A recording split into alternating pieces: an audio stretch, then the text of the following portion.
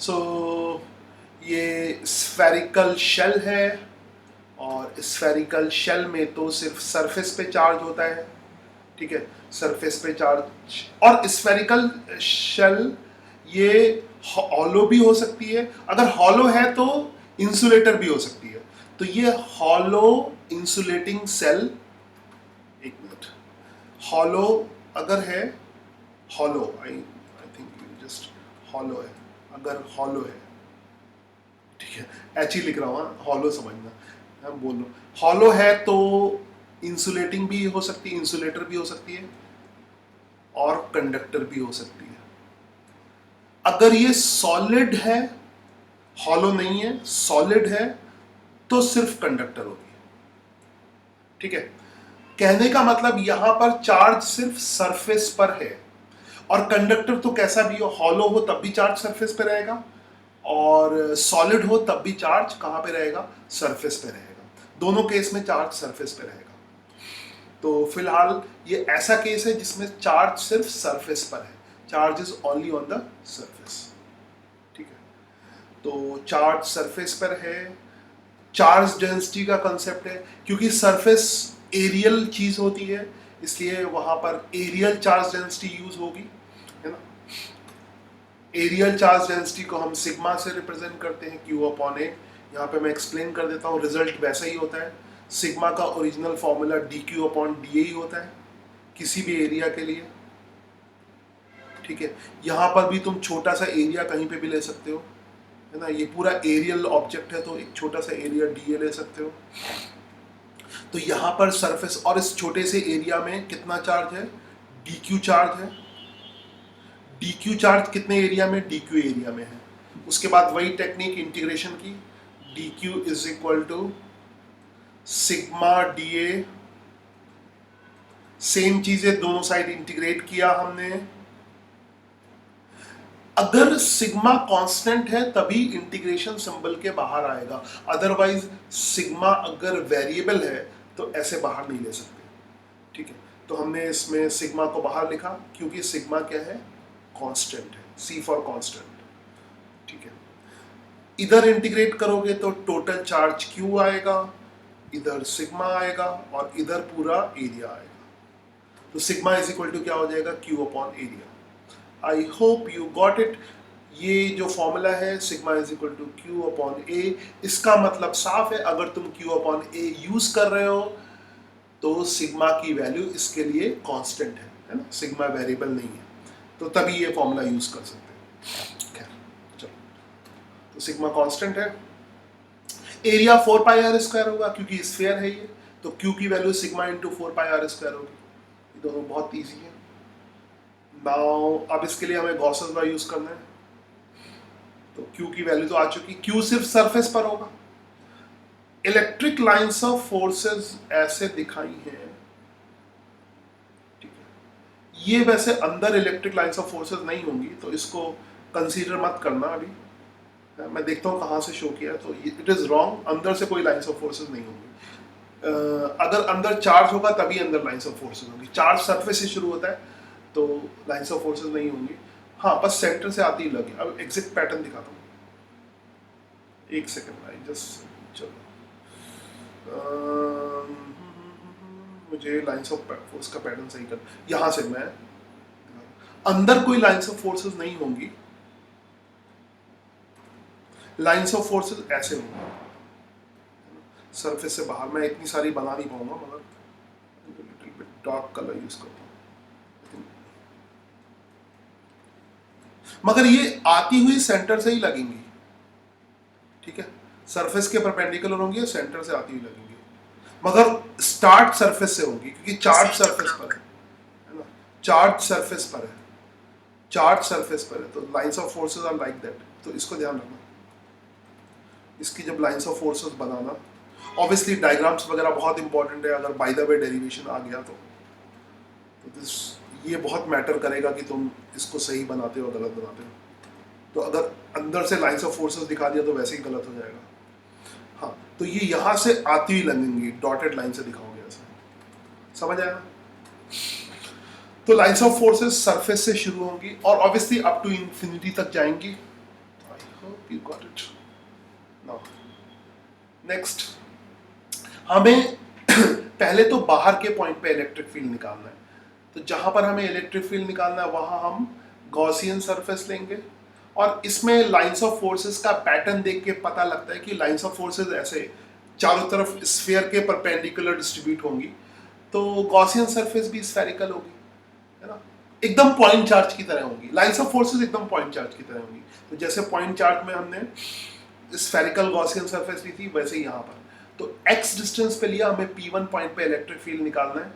P1 point centre से x distance पर है, और जो एरिया है वो गॉसियन सरफेस का एरिया कितना होगा, 4πx²। ये गॉसियन सरफेस का एरिया है। ये जो बाहर वाली सरफेस दिखाई दे रही है ना, ग्राफिक्स एक्चुअली में बढ़िया किया है, बट थोड़ा बहुत जो है एग्जैक्ट फीलिंग नहीं देता। तो ये बेसिकली सरफेस की फीलिंग लाने के लिए है ना, और ये भी इमेजिनरी सरफेस है। तो सरफेस यहाँ तक, तो अंदर कुछ नहीं, इमेजिनरी एक सरफेस हमने इमेजिन कर रखी है, ठीक है। उसका एरिया 4πx² हो जाएगा। अब फ्लक्स कैलकुलेट कर लेते हैं। फ्लक्स क्या होगा, E dot d A, E vector है, E dot d A one, तो E d A one cos theta, है ना, ये तो फॉर्मूला लिखा गया, E into d A one cos theta. यहाँ पे थीटा की वैल्यू 0 होगी, ठीक है। तो यहाँ पे थोड़ा सा मुझे एक्सप्लेन करना पड़ेगा, तो ध्यान से देख लो। ये लिख दिया, तो पहले तो ये एक्सप्लेन कर दो, जब मेरे हाथ में पेन है ही है। तो यहाँ पे ई और डी ए वेक्टर है, ठीक है। अच्छा, यहाँ पर हर जगह एकदम पॉइंट चार्ज की तरह होगा, तो ये ऐसे एरिया वेक्टर होगा सरफेस के परपेंडिकुलर, और इलेक्ट्रिक फील्ड भी इधर ही होगा। मैं अलग अलग कलर यूज नहीं कर रहा हूँ ना यहाँ पे, ये ऐसे ही समझ लेना, दोनों के बीच में। और ये किसी भी जगह पे ऐसा होगा, गॉसियन सरफेस के किसी भी पॉइंट पे। यहाँ पर मैं सिर्फ मैग्नीट्यूड दिखा रहा हूँ, अगर मुझे वेक्टर दिखाना है तो अलग अलग सिंबल यूज करने पड़ेंगे। एक चीज का यहाँ पे ध्यान रखना, है ना, अगर यहाँ पे मैंने वेक्टर लिख दिया तब ये DA1 होगा और ये E1 होगा, क्योंकि वेक्टर डायरेक्शन चेंज होती है तो वेक्टर बदल जाता है। मैग्नीट्यूड अगर लिखूंगा तो यहाँ पे मैग्नीट्यूड A है, और छोटा एलिमेंटल पोर्शन मुझे उतना ही लेना है। तो ये हर जगह मैग्नीट्यूड वाइज सेम है, मैग्नीट्यूड इनका सेम है, बट ये वेक्टर अलग अलग हो जाएंगे। तो ऐसा सभी पॉइंट पे होगा। ऐसे मैं 3 दिखा रहा हूँ, मगर ऐसे बहुत सारे पॉइंट होंगे, इन्फिनिटी पॉइंट्स होंगे। ये इलेक्ट्रिक फील्ड है, और ऐसे एरिया वेक्टर है। वैसे ये वाला एरिया वेक्टर, इलेक्ट्रिक फील्ड को ऐसे नहीं दिखाएंगे, just a moment, little bit technical mistake. Electric field का इस तरह से, ये जो गोला बनाते हैं, ये जो स्मॉल एरिया दिखाते हैं, वो एरिया वेक्टर का होता है। तो ये इसके नीचे बनेगा, वेट, ये इसके नीचे बनेगा ऐसे, ना, आई थिंक ये इसके नीचे बनेगा। आई होप यू गॉट दिस। खैर, तो जिस सभी पॉइंट पे यहाँ पे A1 लिखो या A लिखो चलेगा, कुछ भी लिखो, A1 A2 फालतू में। चलो, ई डी ए हो जाएगा। टोटल फ्लक्स क्या हो जाएगा, इसको इंटीग्रेट करेंगे टोटल फ्लक्स के लिए, integration of E dot d ए। अब फिर वही चीज होगी, ये थोड़ा किनारे मैंने सरका दिया, साफ साफ दिखा। तो फिर से हर एक पॉइंट पे इलेक्ट्रिक फील्ड का मैग्नीट्यूड सेम है। हर जगह जहाँ पे गॉसेस लॉ लगाते हैं, ये चीज तो हर जगह लगती है। इसके बिना गॉसेस लॉ मतलब प्रैक्टिकली एप्लीकेबल नहीं है, तो इंटीग्रेशन नहीं निकाल सकते इसके बिना। तो E बाहर आ गया, तो हर एक पॉइंट पे इलेक्ट्रिक फील्ड का मैग्नीट्यूड सेम है, इंटीग्रेशन ऑफ DA है। तो कुल मिला के हर जगह कुछ बेसिक स्टेप एकदम एक जैसे हैं। बस इसका ध्यान रखना है कि इंटीग्रेशन ऑफ DA करना है तो यहाँ पे स्फीयर का एरिया आएगा, कर्व सरफेस का एरिया नहीं आएगा। तो यहाँ पे हम स्फीयर का एरिया लिखेंगे। इसने A1 यूज किया तो इंटीग्रेशन ऑफ DA1, तो वही सब कंटिन्यू रखा। तुम इसको DA कर दो, A1 की जरूरत नहीं यहाँ पे। तो ये एरिया 4πx² होगा। याद रखना, ये गॉसियन सरफेस का एरिया होगा, ये इसका एरिया नहीं होगा।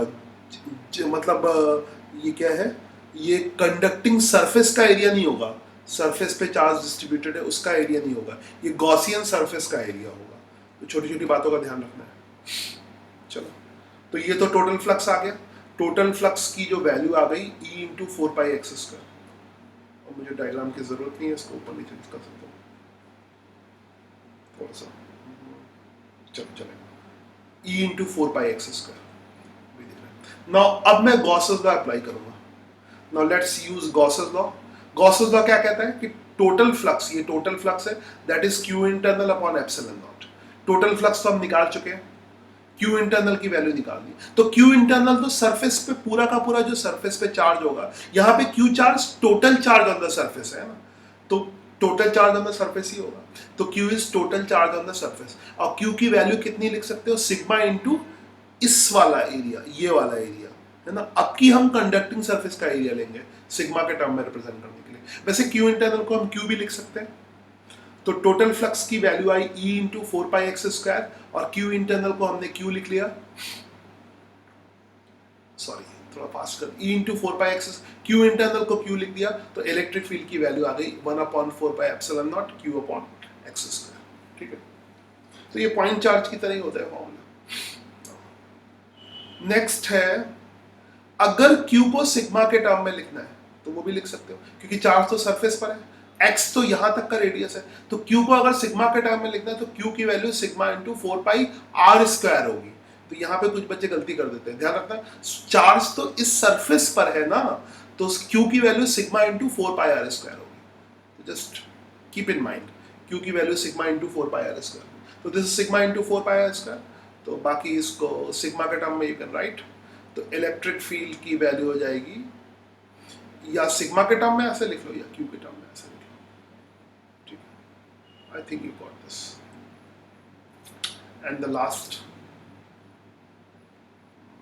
प्रेजेंटेशन नाउ, अब अगर हमें अंदर के पॉइंट पर इलेक्ट्रिक फील्ड निकालना है, अंदर किसी पॉइंट पे इलेक्ट्रिक P पॉइंट पे निकालना है, ठीक है, तो P पॉइंट पे अगर इलेक्ट्रिक फील्ड, वैसे तुम्हें पता ही है चीज की P पॉइंट पे इलेक्ट्रिक फील्ड नहीं होगा, उसको प्रूव भी कर सकते हो।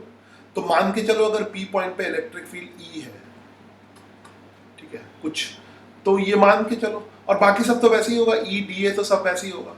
Q इंटरनल 0 है, इसलिए फ्लक्स की वैल्यू 0 होगी, क्योंकि अंदर कोई चार्ज नहीं है ना, इस सरफेस के अंदर कोई चार्ज नहीं है, तो फ्लक्स की वैल्यू 0 होगी। फ्लक्स की वैल्यू 0 का मतलब है कि E डॉट dA 0 होगा, Q इंटरनल 0 हो गया इसलिए, है ना। E यहाँ पर अगर मानोगे तो E इंटू ये पूरा एरिया आएगा, जैसे यहाँ पर क्या आया था, electric field into Gaussian surface का एरिया। एग्जैक्टली क्या आता है, इलेक्ट्रिक फील्ड जब हम फ्लक्स कैलकुलेट करते हैं तो electric field into Gaussian surface का एरिया आता है, उसको मतलब मेमोराइज भी कर सकते हो कि फ्लक्स की वैल्यू हमेशा क्या होगी, electric field into Gaussian surface का एरिया। तो यहाँ पर गॉसियन सरफेस का एरिया, तो एरिया के लिए रेडियस b हो जाएगा, तो E इंटू 4πb², मगर क्योंकि इंटरनल चार्ज 0 है, इसलिए ये E की वैल्यू क्या हो जाएगी, 0, है ना, E की वैल्यू 0 हो जाएगी। Q internal should be, it should be upon, I think। यहाँ पे ये फालतू लिख दिया, ये नीचे आना चाहिए, ये नीचे 4π कुछ भी है, Q internal 0 हो गया तो E 0 हो जाएगा, क्योंकि ये तो 0 हो नहीं सकता, 4πb तो 0 नहीं हो सकता। तो अंदर, इसलिए इसके अंदर, कंडक्टर के अंदर इलेक्ट्रिक फील्ड की वैल्यू 0 होती है। आई होप यू गॉट दिस। तो सिर्फ बाहर इलेक्ट्रिक फील्ड होता है, अंदर इलेक्ट्रिक फील्ड नहीं होता। यानी अगर डिस्टेंस ग्रेटर देन r है तो इलेक्ट्रिक फील्ड होगा, तब इलेक्ट्रिक फील्ड का फॉर्मूला ये होगा। ठीक है, इसमें थोड़ा सा गड़बड़ हो गई, छोटा बड़ा करने के चक्कर में, चलो सही कर दो।